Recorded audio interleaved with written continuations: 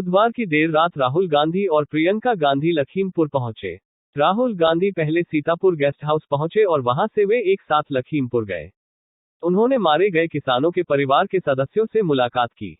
वे सभी किसानों के परिवार के सदस्यों से मिलने गए थे। प्रियंका गांधी ने कहा कि केंद्रीय मंत्री अजय मिश्रा को अपने पद से इस्तीफा देना चाहिए, नहीं तो जांच निष्पक्ष नहीं होगी।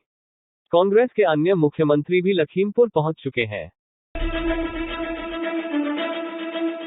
क्रूज ड्रग्स मामले में अब तक 16 लोगों को गिरफ्तार किया जा चुका है। दूसरी तरफ महाराष्ट्र सरकार में कैबिनेट मंत्री श्री नवाब मलिक ने क्रूज ड्रग्स छापे मामले में बाहरी लोगों की मौजूदगी पर चिंता जताई है। छापेमारी के दौरान और बाद की कई तस्वीरों में 2 लोग केपी गोसावी और मनीष भानुशाली नजर आ रहे हैं। मनीष भानुशाली भाजपा कार्यकर्ता है जबकि केपी गोसावी एक निजी जासूस है। एनसीबी ने यह कहते हुए सफाई दी है कि ये दोनों गवाह के तौर पर मौजूद थे। एनसीबी अधिकारियों ने आगे कहा कि केपी गोसावी के साथ साथ अन्य 10 निजी जासूस भी क्रूज पर छापेमारी में शामिल थे।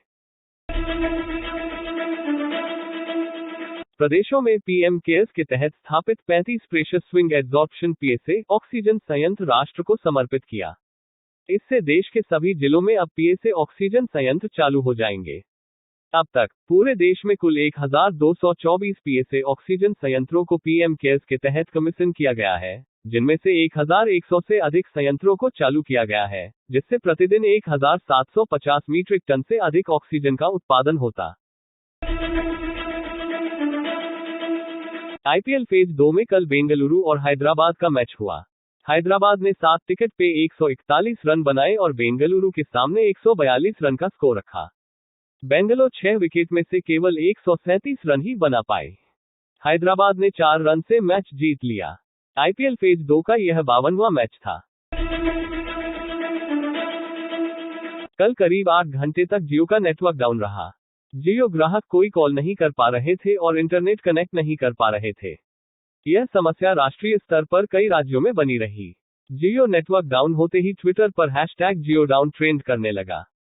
इस डाउन नेटवर्क की वजह से रिलायंस के शेयर की कीमत में भी 2% की गिरावट आई। जियो के कुल 44.32 करोड़ यूजर्स हैं, इनमें से 40% यूजर्स को नो सिग्नल मैसेज मिल रहा था। केंद्रीय मंत्रिमंडल ने रेल कर्मचारियों को वित्त वर्ष 2020-21 के लिए उत्पादकता आधारित बोनस को मंजूरी दी। रेल कर्मचारियों को 78 दिनों के पीएलबी के भुगतान का वित्तीय भार 1984.73 करोड़ रुपए होने का अनुमान है। रेल कर्मचारियों को पीएलबी के भुगतान के लिए निर्धारित वेतन गणना की सीमा 7,000 रुपए प्रतिमाह है। रेल कर्मचारी के लिए 78 दिनों की अधिकतम देय राशि 17,951 रुपए है।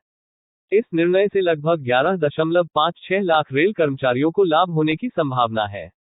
रेल कर्मचारियों को पीएलबी का भुगतान प्रत्येक वर्ष दशहरा पूजा की छुट्टियों से पहले किया जाता है। कैबिनेट के इस निर्णय को इस साल की छुट्टियों से पहले ही लागू किया जाएगा। सरकार ने 2021-22 के केंद्रीय बजट में की गई घोषणा के अनुरूप 7 पीएम मित्रा पार्कों की स्थापना को स्वीकृति दे दी है। पीएम मित्रा माननीय प्रधानमंत्री के 5F विजन से प्रेरित है। 5F फॉर्मूला में farm to fibre, fibre to factory, factory to fashion, fashion to foreign शामिल है। यह एकीकृत दृष्टिकोण अर्थव्यवस्था में वस्त्र क्षेत्र के विकास को और आगे बढ़ाने में सहायता प्रदान करेगा। वस्त्र क्षेत्र और परिधान पीएम मित्रा पार्कों को ग्रीनफील्ड, ब्राउनफील्ड स्थलों पर स्थापित किया जाएगा। प्रधानमंत्री भारतीय जनौषधि परियोजना पीएमबीजेपी की कार्यान्वयन agency pharmaceuticals and medical devices bureau of India PMBI ने सितंबर 2021 के अंत से पहले ही वित्त वर्ष 2021-22 के लिए 8,300 पीएम भारतीय जनऔषधि केंद्र पीएमबीजे खोलने का लक्ष्य पूरा कर लिया है। देश के सभी जिलों को प्रधानमंत्री भारतीय जनऔषधि परियोजना के तहत कवर किया गया है। सभी आउटलेट्स पर दवाओं का रियल टाइम वितरण सुनिश्चित करने के लिए प्रभावी आईटी तकनीक से लैस लॉजिस्टिक्स और सप्लाई चेन शुरू की गई है। वर्तमान में 1451 दवाएं और 240 सर्जिकल उपकरण शामिल हैं।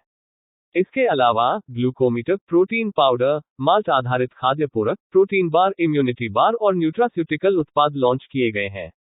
पीएमबीजेपी के तहत उपलब्ध दवाओं की कीमतें ब्रांडेड दवाओं की तुलना में 50-90% तक कम है। कृषि और प्रसंस्कृत खाद्य उत्पाद निर्यात विकास प्राधिकरण एपीडा ने केरल के त्रिशूर के किसानों से प्राप्त कटहल, पैशन फ्रूट, सलीबी फल तथा जायफल से बने उत्पादों की पहली निर्यात खेप को ऑस्ट्रेलिया के मेलबर्न के लिए भेजा। इन उत्पादों की शेल्फ लाइफ 1 वर्ष से अधिक की है। KMF 2021-22 के तहत हाल में किसानों से MSP पर धान की खरीद शुरू हुई। इसके तहत धान की खरीद से अब तक लगभग 30,000 किसान लाभान्वित हुए। हरियाणा में 1,46,509 मीट्रिक टन और पंजाब में 1,41,043 मीट्रिक टन धान की खरीद हुई। 5 अक्टूबर 2021 तक कुल 2,87,552 मीट्रिक टन धान की खरीद की गई। स्किल इंडिया के राष्ट्रीय अप्रेंटिसशिप मेला 2021 में 51,000 से अधिक अप्रेंटिस को नियुक्त किया गया।